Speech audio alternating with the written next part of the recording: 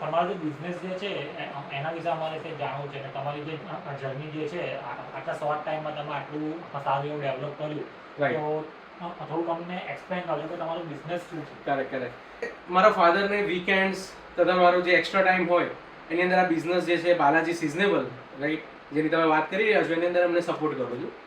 તો મેઇનલી કહેવાય ને કે દરેક બિઝનેસની અંદર, રાઈટ, બે વસ્તુ બહુ જ ઇમ્પોર્ટન્ટ હોય છે: કસ્ટમર સેન્ટ્રિક પ્રોડક્ટ્સ અને કસ્ટમર સર્વિસ.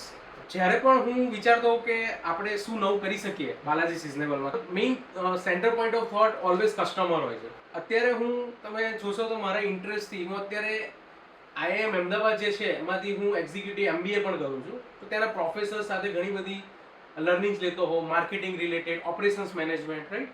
તો કોઈ પણ બિઝનેસને સક્સેસ બનાવવા માટે ઘણા બધા લોકોનો એની અંદર ફાળો હોય છે કે જેની અંદર અમારા સપ્લાયર્સ છે.